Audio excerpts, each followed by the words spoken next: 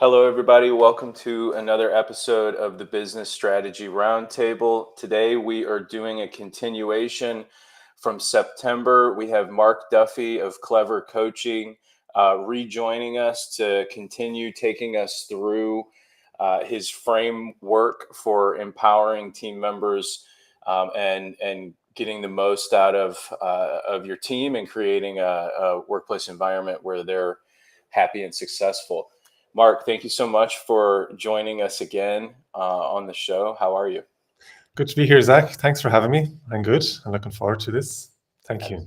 Absolutely, me as well. Well, let's go ahead and jump right back in since we got kind of a delayed start here.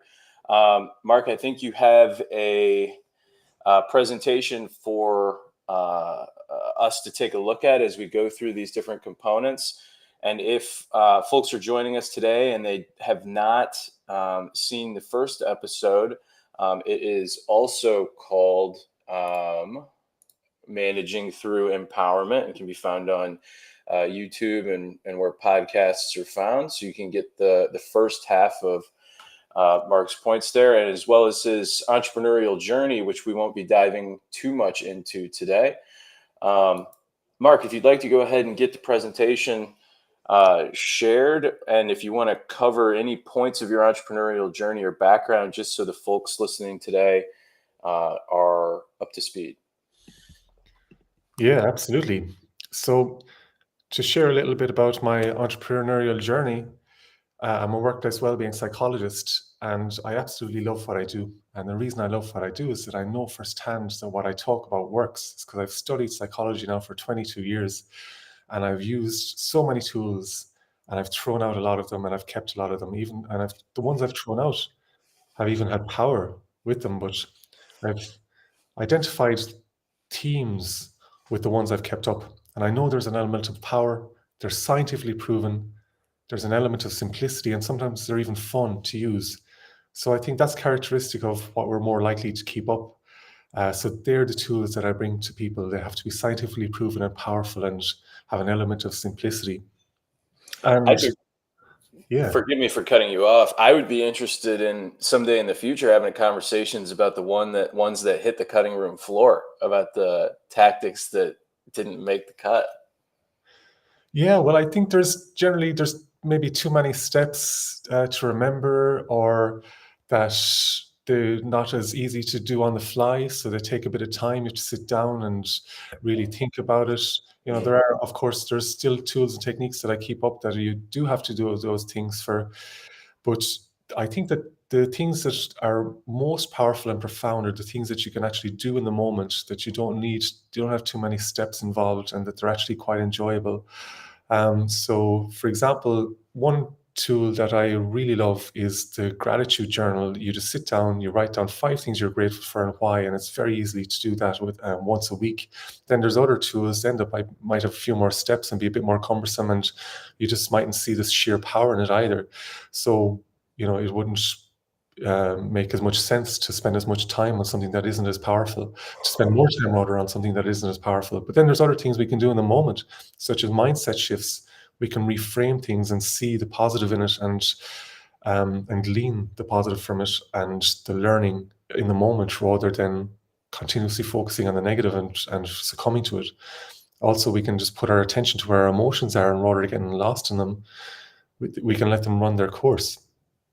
And we can do all of that in the moment. And I've just seen such power in that. There's such more inner freedom within us when we can shift our attention to our emotions, and rather than fighting them, what we normally do, resisting them or numbing them or reacting based on them, we can simply allow them to be. And when we do that, then I can even feel them move now, and I can feel them being released. And there's more and more inner peace now, just as a result of that technique alone. And because of that, then I'm holding on to less stuff, so I'm less triggered by things that I would normally have been. So things like that can be done in the moment. You don't need to take too many steps, and the sheer power of them as well. They're just absolutely, it's just blowing my mind, just the power of that technique alone. So that's kind of an insight into the kind of things that I'm more likely to keep up. That has that simplicity. I've seen the power of it. They're scientifically proven. and I've seen the power with my clients. But then again, the reason I got really immersed in positive psychology is because I had a difficult time. I was in a really dark place, and in my desperation, I picked up a book and about positive psychology, and I was just blown away by what was in it. And I just intuitively knew that people had to know about it. And since then, I've been on a mission now to bring well-being uh, to the world, essentially, and immerse myself completely in it. And I've developed a model based on the primary pillars of well-being. And the reason I came up with it is that I've seen the models out there, and some of them are absolutely fantastic, and I'm really grateful for them that I had, that foundation to work with. But I did also see that oftentimes they're not comprehensive enough. They don't have enough pillars. They're not suited or aimed at the workplace. Also, I see it time and time again that organizations and interventions and models, they focus on reducing negative states, which of course, like stress and depression, is really important. But when we reduce negative states, we at best get ourselves to our state of normality. So Mm. about raising our baseline level of well-being, and there are ways to do that too. And we operate from our optimum there, and we might revert back, but we might dip, but we still revert back to this higher baseline, and we keep raising that baseline. And through that, then we also reduce negative states. So, for just example, the happier you are, the less depressed you will be. The more purposeful and fulfilled you are, the less stressed you will be. Um, so I think that's completely overlooked, and there's no reason for it really. And there's some of the tools again are so simple and free and easy and even fun to implement. And I love bringing it into the workplace because a little over half of the workplace aren't happy in their roles, and that's completely unnecessary. Only 15% of people in the workplace are highly engaged. I think that's completely unnecessary. There's so many things we can do about that, and that's inspiring me. Absolutely. It's inspiring me as well. I think one of the things just that I would want to touch on that you said is, uh,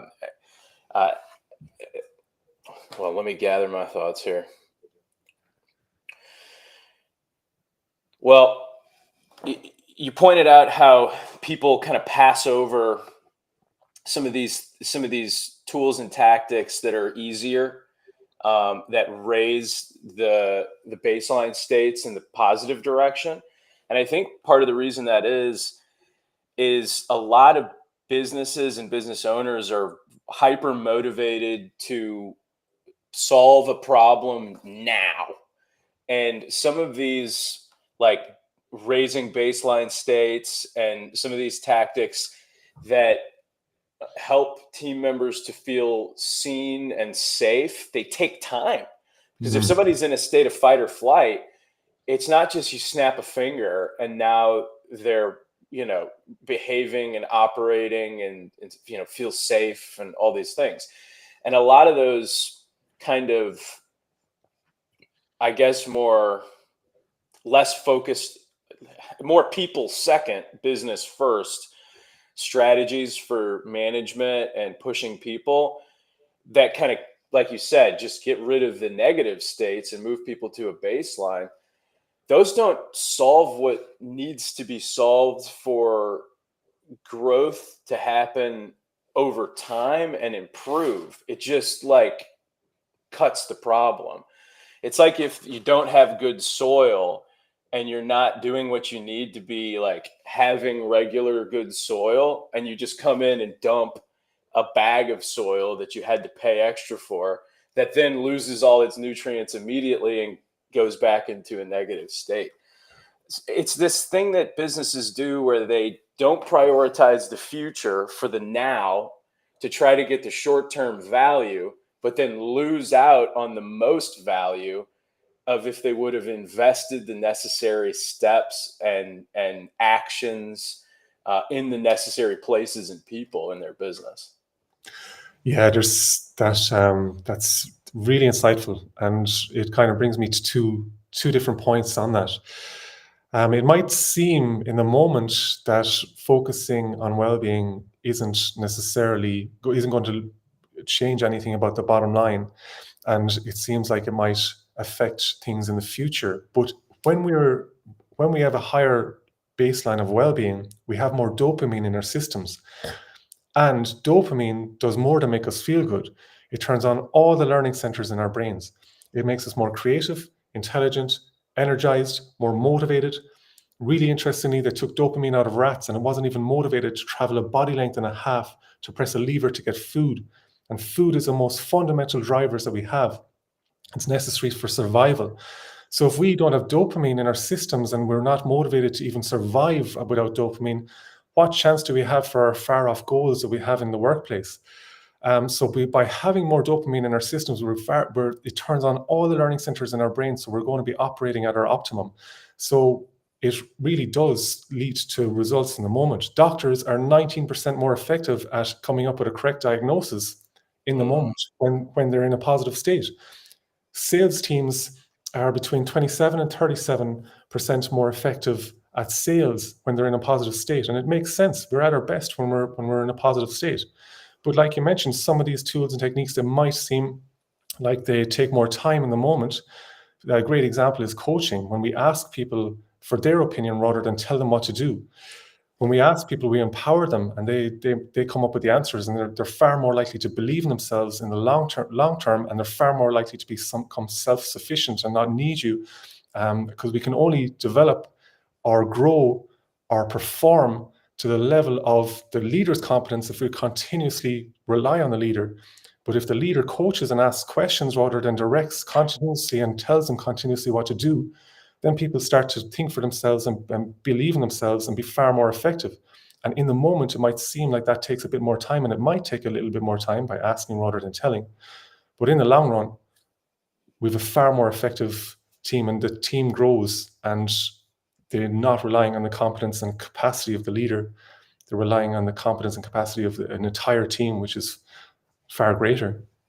And themselves, you know, when you coach instead of just tell somebody, if you just tell somebody, you're creating somebody that is looking to be told.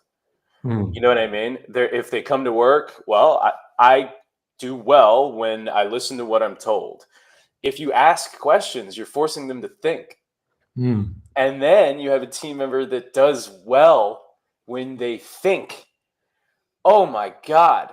I mean, how often do you walk into your business and you say to somebody like, how come, or you look at something and you think like, why is this like this?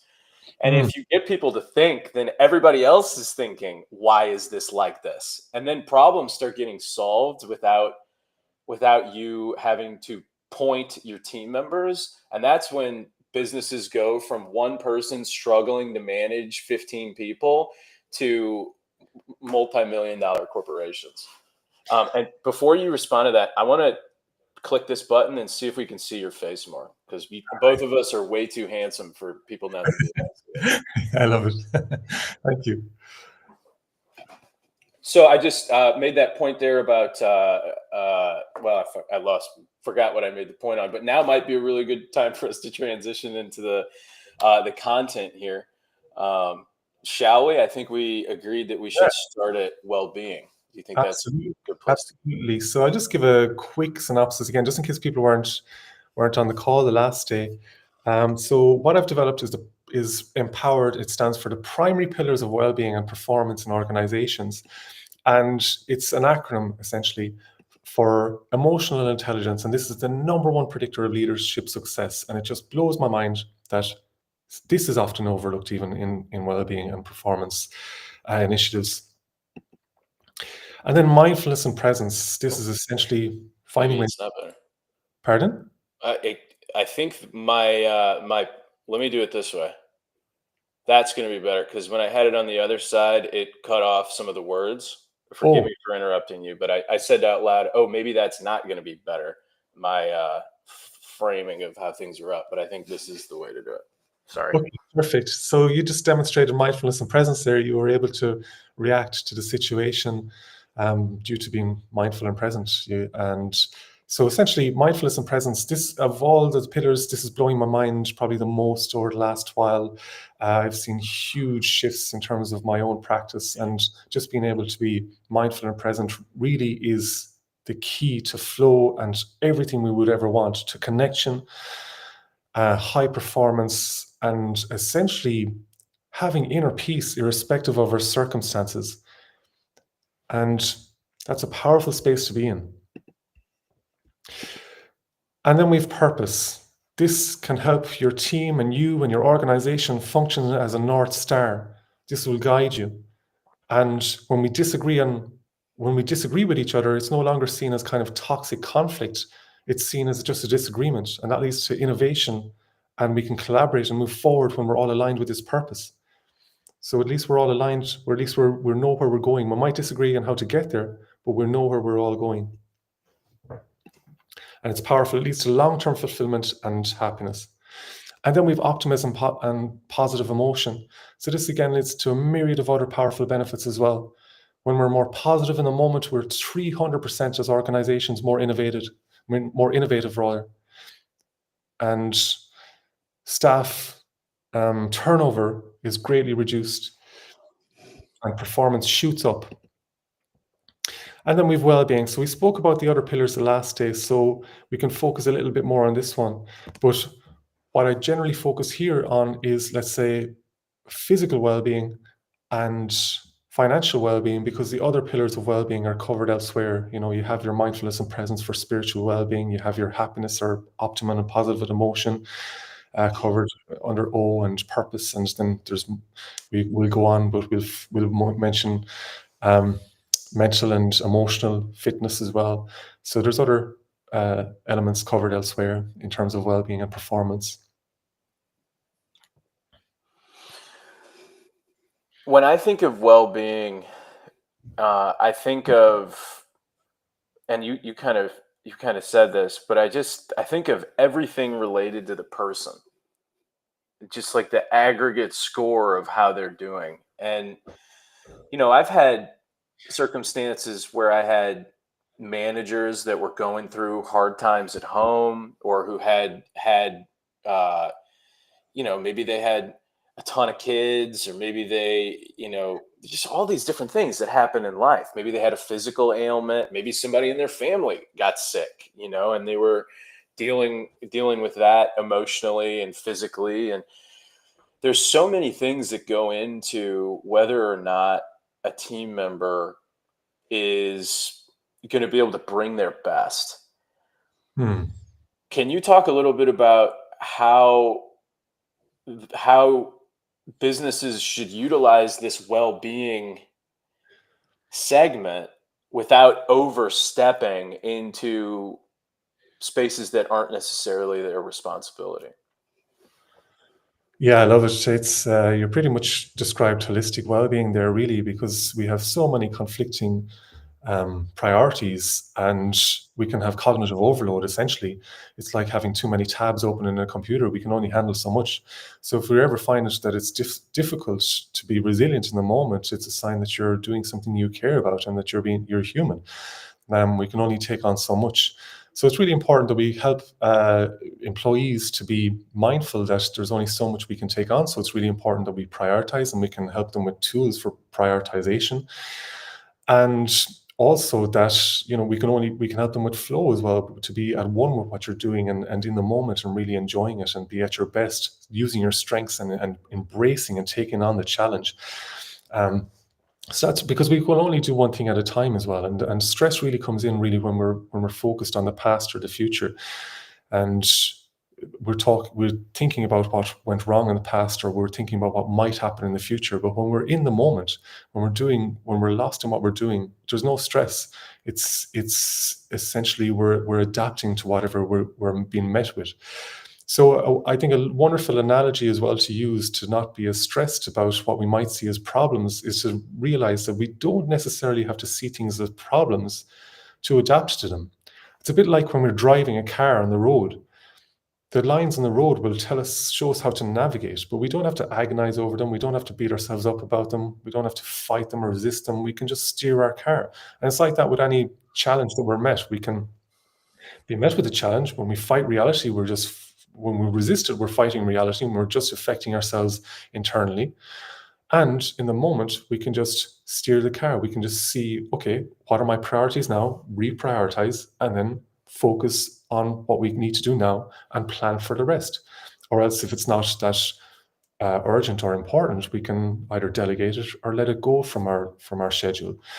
So it's simply about adapting and not necessarily wrestling or fighting with reality, resisting it, and doing our best in the moment and using our strengths and welcoming challenges as well is huge. We find when we reframe stress and see stress as not necessarily bad for us, we're protected even more than if we have low levels of stress. So the simple shift that stress isn't bad for us helps us to live longer than even having low levels of stress. So how could that possibly be? It's when we don't believe stress is bad for us, our blood vessels remain relaxed and we release oxytocin instead of cortisol. Cortisol is a stress hormone, and oxytocin is good for all of our systems and it helps us to perform at our optimum. Oxytocin is what's released when we hug someone. It's called the cuddle hormone. So it's that kind of, it gives you that kind of fuzzy feeling. So all we have to do, we simply don't believe stress is bad for us.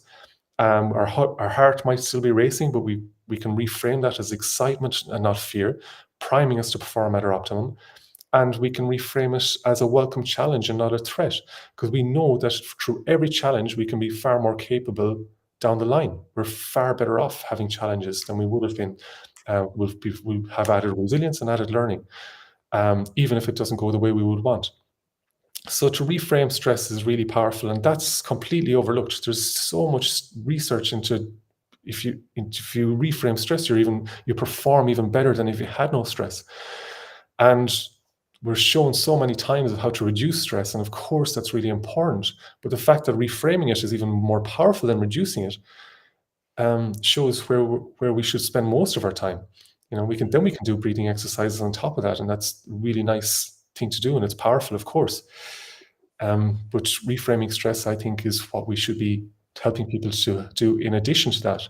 And I used to touch off burnout so often in my life, and two things I shifted were reframing stress, and because I was always looking after my well-being up until that point. And the other thing I shifted was to check in with your body. We can oftentimes just live in our heads, and we're just completely cut off from our bodies. But if you check into your body, and there's so much wisdom there, and ask your body, what is my body telling me now? Ask intuitively, what is my body telling me, or what has it been trying to tell me lately? Because if you don't listen to it when it whispers, you'll have to listen to it when it screams. And the answer, it might be so simple. It might be just simply that I need rest, or I need additional sleep, or I should exercise more. And we just listen to it and we do what it tells us. We don't, not without judgment. We don't need to judge ourselves again or beat ourselves up to take positive steps forward. This is simply about learning and adapting. And it's a wonderful space to be in. We just get into flow. And it's a kind way to treat ourselves. And so all of that combined really is a recipe for well-being. And then obviously then identifying your values and honoring those is key as well. And the empowered framework can be a nice insight into what our values could or should be. Wonderful. So I think if I could pull out what I think the most important pieces of well-being for businesses to their teams is focus on mindset, because they can take that mindset into their personal life with their family, into their personal life with their physical body, and into the workplace with other team members and projects there. Absolutely. Mindset is absolutely key. And the good thing about mindset is that once you've had that shift, you can move forward in a positive way just instantaneously. And then the deeper work then can be, again, just feeling what you're feeling and allowing that to be, and you'll see that it runs your course. And from that point, when that does run its course, that's real deep work. That because we've been holding on to things our entire lives, we might even ask, what does this say about me, or what does it say about my beliefs about myself? And you could have been holding on to some belief that you're not worthy, or you're not lovable, or you're a failure. All of that. That's why we sometimes get triggered about things that mightn't, that because it points to that deep belief that we have about ourselves. So mindset can be really helpful in the moment. We can shift it and then let go of whatever we were thinking. And then for the deeper work then is to tune into our bodies and see what it's telling us, and just allow it to be and let it run its course. And then from that point, then we've inner freedom. Awesome. What's the next one? Okay. So the next one then is And just before I go on actually a little bit, we do talk as well about, the physical well-being. So the pillars of that really that I talk about a lot are sleep. So we need 7 to 9 hours of sleep on average. Sometimes we need more, sometimes we need less. But if you have less than 7, you have a deficit. And really interestingly, if you have 5 hours or less of sleep a night, you are as impaired as someone that is legally over the limit for driving. So that you're cognitively impaired, and that will be across the spectrum. It's not just when we're driving, you'll be cognitively impaired, and like when we're maybe over the limit in terms of alcohol, we might think that we would be fine to drive. It's like that when we haven't slept as well. We're very poor judged. We're very poor at judging the extent to which we're compromised when we haven't had enough sleep. So really powerful thing to do is to just, I think that's the foundation of sleep, of well-being, is to sleep. Sleeping is the foundation of well-being. So if you haven't got that 7 to 9 hours, fill up that deficit if you can and you might need to nap, or you might need to get to bed a bit earlier. And then we have exercise, of course, and that's absolutely huge. And a nutritious diet, really important. And I love to add mindfulness or meditation to that too, is because I've seen the real powerful benefits. So we generally kind of know what is needed, what we need to do. We need to exercise, things like strength training is great, and then getting the heart racing. So whatever exercise you'd enjoy doing as well is what I would recommend, because we're far more likely to keep up what we enjoy. And then maybe yoga or something to bind it all together, really key. But so we all know what to do, but we don't always do it, myself included. So James Clear came up with a really nice framework, 4 laws, LAWS, just in case my accent is difficult to understand there. So 4 laws of essentially to help us to do what we want to do.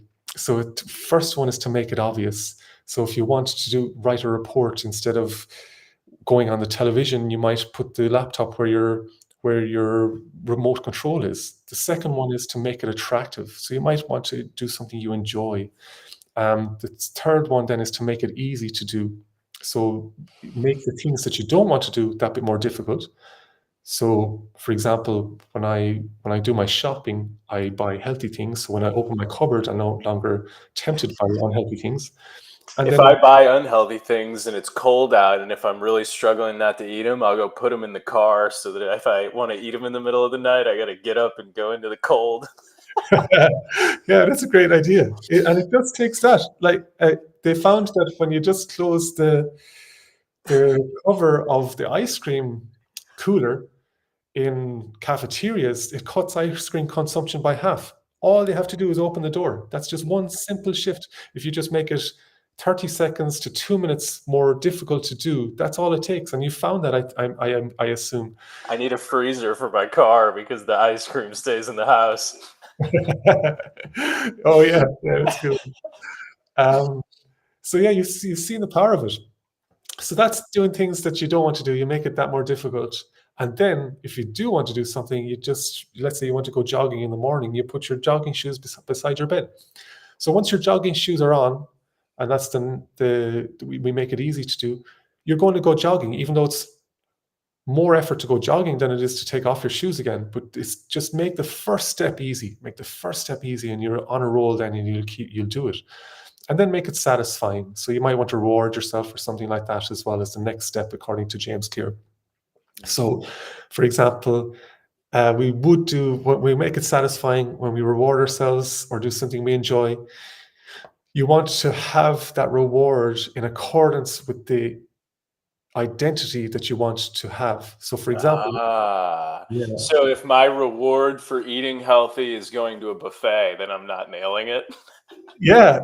Well, I presume the buffet wouldn't be that healthy, but Yeah. yeah. So yeah, exactly. So if you want to go jogging as well, if you want to see yourself as a jogger, a healthy person, eating a tub of ice cream to reward Yeah. yourself is not in alignment with that identity. So that's exactly it. We want to keep reinforcing that identity even with our rewards. And so just to reiterate on that, so to make it obvious, to make it attractive, to make it easy, and to make it satisfying are the 4 steps according to James Clear. So that's that in terms of well-being. And the next one then is engagement. So essentially, this is when we're in flow. We are engaged when we're in flow. Um, this is the when we're at our best, we're at one with what we're doing, we're loving it. You know those times when time just flies by. It might get dark outside when you're doing what you're doing, or you might just kind of get an alarm goes off and you kind of get a bit of a get startled because you've just been at one with what you're doing. You might get it in conversations as well. And then with those conversations, when you're really with someone, you find that you have access to your intuition because you're no longer your chatting mind isn't getting in the way. You have access to that deep intuition, and you find you might say things that are very insightful, and you might think, "Oh, where did that come from?" And like I mentioned, the reason it might get dark outside or you lose track of time is that you lose sense of self consciousness, and you lose this. Nothing else matters in that Yeah. moment. And it's a really nice space to be in. You're at your best when you're in that state. So what we want to do here is there's a nice sweet spot to be in flow. If it's a challenging um, thing that you need to do, you increase your capacity to meet that challenge. And if you find it's too easy, you increase the challenge. So you're not in that nice sweet spot. And a really great way to be engaged is to identify and use your strengths. We're far more competent, of course, when we're using our strengths, but we're more engaged, we're more energized, we're in flow, we're enjoying it more, we're more fulfilled, and science shows we're more successful as a result of using our strengths. We've spent so much time identifying and shoring up our weaknesses, and of course that's important too. But the real power is when we can identify and use our strengths more, and then help each other to shore up each other's what we might deem as weaknesses. And because another thing as well to be mindful of is that what we might deem as a weakness is often an overuse of a strength. So, for Mm, example, if you're creative, you mightn't enjoy the last elements of the project where we need to do the implementation. Or if you're empathetic, you might be overly, or it might seem overly sensitive. So it's a great insight to have, and it helps us to have a bit more understanding of other people when they have so-called weaknesses. We can see where their strengths might be, and for ourselves as well, to have that little bit more self-compassion, but also a deeper understanding of where their strengths might be, is to understand that generally our what we might deem as weaknesses are overuse of strengths. I always feel motivated to work on the things that I'm bad at. But I've heard that you get more productivity by just getting really, really, really good at the things that you're good at.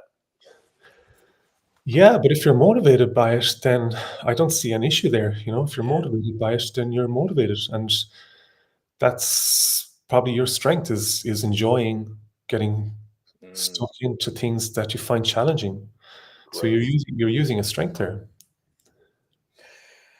So, how do you, as a team, as a manager, a person managing people or a business owner, identify what the right way is to manage each member of your team, or how do you recommend folks go about it, The right way to manage them. Yeah. or to So, get them engaged? I guess. or to get them engaged. Yeah. So a really key way to get them engaged is to help them identify their strengths. And Okay. and then when they're all out in the open as well. So really nice strengths tests to take are Belbin strengths tests. So they all each know each other's strengths, and they might know then when they might fit in at different parts of the project. And so it's nice to have a kind of common language around it and have that strengths.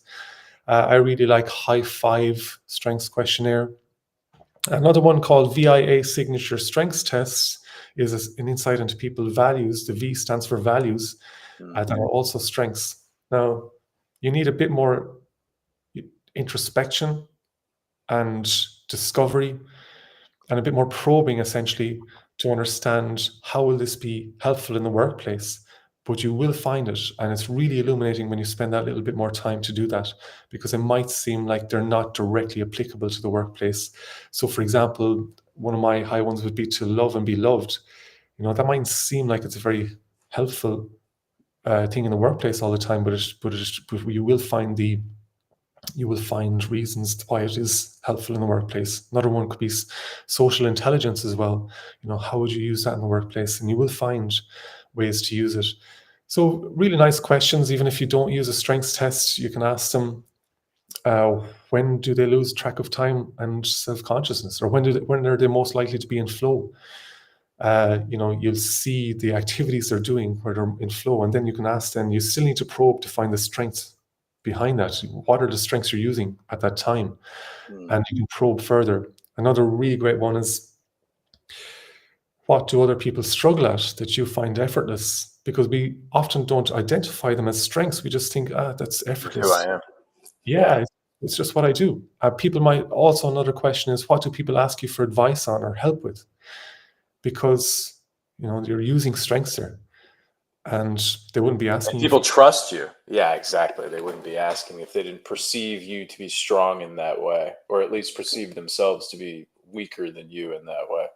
Yeah, exactly. You've already demonstrated competence in it, and that's the reason for it. But because it can be effortless for us, we don't necessarily take the time to see that it is a strength. We just think, that's nothing. I don't really, it's easy. And you just assume other people have that strength too often. So for example, I know a guy that is really socially loved essentially by people.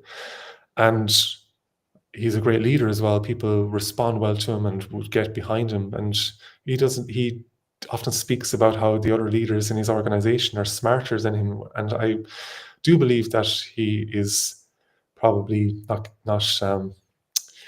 giving himself the justice he deserves in terms of being smart, but he definitely is overlooking the social intelligence element of things as well, because it's just such a strength for him. It's just effortless, and he just doesn't see it as that important. But it's the key, really. Emotional intelligence is such a pillar of emotional intelligence, to lead people, to have them motivated, to have them bought into what you're doing, and to enjoy working in the place. It makes such an impact. Let's move on to the next one. That makes a ton of sense. I see that we're kind of dwindling down on time here with a bit of a hard stop. I'll say this just so that we're, instead of running against a clock that we haven't addressed, I'll say this. I want us to feel like we can go into the different cracks and depths of the conversation without skipping over interesting or valuable conversation points that either one of us would like to make or bring up.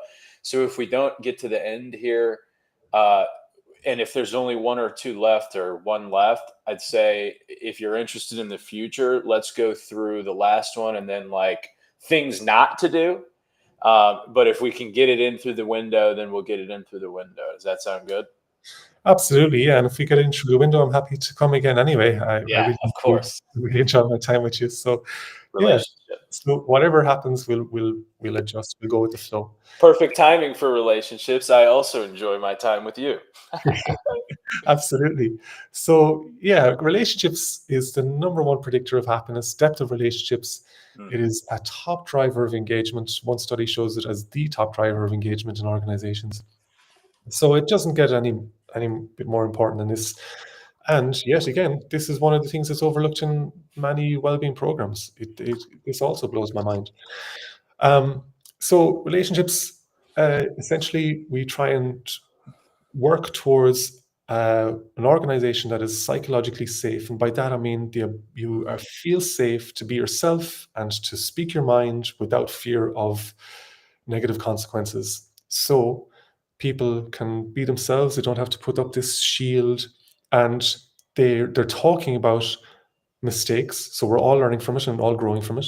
And we're talking about maybe improvements, how we might improve systems and processes, because we should be more fearful of silence than a dissenting voice. We should be more fearful of silence than hearing about mistakes, because mistakes will happen. It's a complex environment and we're human.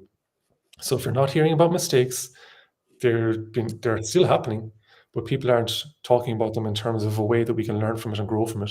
The top, highest performing teams are able to talk about mistakes, and the lowest performing teams use blame, excuses, and denial. And then there's other ways we can enhance relationships. We listen deeply. We care about other people. We're curious. We remove judgment, and we try and collaborate. We all have a default conflict style, or one we fall back on, in terms of when we're in a conflict. It might be different with different people if there's a power imbalance. But there's 5 conflict styles, and we can revert to collaboration as much as we can. And by collaboration, I mean we look for win-wins, and we genuinely want to hear the other person out. And we pool our resources and thoughts together, and we look for win-wins and ways forward to collaborate. But there are other conflict styles, and they all have a time and a place. And these conflict styles are to compete, so I win, you lose kind of thing. Again, there will be a time where we just need to direct if we know the answer, and we need to do that. But if we compete over and over again, we'll break down relationships. We might seem like we're winning the battle, but we'll lose the war. Then we have compromise. So this might seem good, and it can be very quick to fall back on it if needed, if the other ones don't work. But again, if we think about it, I win some, I lose some, you win some, you lose some. So we're all losing a bit if we compromise over time, because we're not entirely getting our way oftentimes. And then the other 2 then are avoiding. So it might be good in the moment. You might need to avoid in the moment just to get your emotions intact, or to process what just happened. But if you're continuously avoiding, nothing gets solved. And then we have accommodating. So we let the other person have their way. And this again is a time and a place. If we're wrong, or it's not as important to us, or there's a power imbalance, oftentimes we just take on work, and that's fine. We don't need to fight every battle. But again, if we have this as a default style, our needs won't be met, and bitterness could seep in as a result, and people can take advantage. So to identify our conflict style, and there's free ones, and there's ones we can take that we can pay for. It's called Thomas and Killman conflict styles. You can take that test, or have introspection and talk to each other about what our conflict styles are, and purposefully work towards collaborating more often. And that's really powerful in terms of relationships. And What's your conflict style? it has been a while since I've taken it, and I'm nearly sure it was either avoiding or accommodating at the time. But I do genuinely think, because I seek to collaborate so often since, I think I've rewired myself for collaboration. And the wonderful thing about collaborating is that the thing about it is that it brings even competitors on side, because they feel like they're being heard, and they're more likely to adapt to someone that is willing to listen, and then pool their responses together, because they respect them too, because they're willing to listen, but they're also willing to give their own opinions. And they're more likely to bring accommodators and avoiders on side, because they'll feel like it's a safe space, because that person is genuinely willing to listen. They're asking, they're inviting voice. So that's one great thing as well about collaborating, is it brings everyone along. And it's generally, if it's an important thing and it affects a lot of people, it's generally the right way to be. So yeah, I must take the test again to see if things have changed. But it doesn't. Your conflict style isn't necessarily the issue. It's when we use it without awareness, because we can revert to collaboration. Even if we have a different conflict style, we can still revert to collaboration with awareness, and with a genuine wish to hear people out, and to look for win-wins. Like putting the shoes at the edge of the bed. I want to be collaborative in my conflicts, like having some kind of like, no, I need to go this way instead of this way. Yeah. So what step can you take? So for me, I try to notice that I'm in a conflict. Oh, Yeah. a conflict is happening. You know what I mean? Like, oh, like it's happening now. So just like instead of being washed down the river of the feelings into how I typically respond to the feelings, I'm looking for the thing that I'm trying to improve, you know? So like, oh, in these instances, I'm trying to remove myself from the situation, you know, or I'm trying to do deep breathing, or I'm trying to not be accusatory, you know, or whatever it is that, not that those are specific to me at all. So that's what I do. What about you? How do you try to put the line in the sand so that you're Not avoidant, but collaborative. Yeah, well, I love what you just said there. That's great awareness. You know, in the moment, you're purposefully choosing your response and what you would like to do more of, and that's all you can ask of yourself. And then you take the steps and you keep learning and growing. And I would say the same. You know, I would take that deep breath and realize that my thoughts aren't necessarily true or kind or helpful. And just because someone has a different opinion than mine doesn't make them the enemy. And I think as well, when I talk in organizations, I talk about how the best teams aren't conflict free, they're conflict capable. Conflict is how we innovate. You know, if we're not having conflict again, we should be fearful of that because people are just trying to tiptoeing around each other's to to to always be nice and get along. But things don't get resolved. We don't move forward in more positive ways as a result. So what we can do is we can just see conflict as not a dirty word. It's just something that happens. It's just a disagreement, and we don't take it personally. That's the real key. Is just see it as a disagreement, and it's not personal. We can have different disagreements without seeing each other as the enemy. And when we're all aligned with a common purpose, again, we might disagree on how to get there, but when we're aligned with that, at least we're collaborating more to actually get there and using our curiosity as well. You know, this person has a different opinion. Great. You know, what could this opinion be about? What can I learn here? Curiosity is really key as well. So pooling all that together, we're far more likely to treat each other with respect and treat feedback as a gift. And once we see the goal as progress over perfection, then we can use all of it. We can use all of it and collaborate and learn together and move forward in win-win ways. Oh, amazing. I'm going to make one more point here on relationships, and then I think we might need to hang out again sometime in the first half of next year, and I want to make sure that you have an opportunity to just let people know how they can get a hold of you and that type of thing. But on the point of relationships, Domino's, when I was working with the corporation, they spent some time focused on how to improve their onboarding process, which is really important because you can go through all the steps of investment in the business of setting up job postings, doing interviews, extending offers, doing background checks, Mm. bringing somebody into the store, starting the training process, making schedules, and then have them not show up after 2 weeks. And like that's money happening, you know, and it's for sure money happening. So Domino spent a lot of time on figuring out how to do the onboarding process really well to reduce turnover and increase retention because it's money all the way down. One of the things that they made sure to incorporate within the onboarding process, and when I say onboarding process, I mean they define the process and then they say, go teach the managers how to do this. So within the onboarding process, one of the steps was that the leaders of the store were supposed to connect new team members with somebody that they think that they could be friends with. Mm. Maybe it's somebody that they think have common interests. Maybe it's just there's a really friendly guy or gal that is commonly the person that's dealing with new trainees. But the point was to assign them a buddy so that they felt like they had a friend or a connection or something that made it feel safe and to be there and be rooted there. So to see relationships on here, that jumped out to me, and I thought it's interesting. That is extremely important to be around people that you feel comfortable with, at least.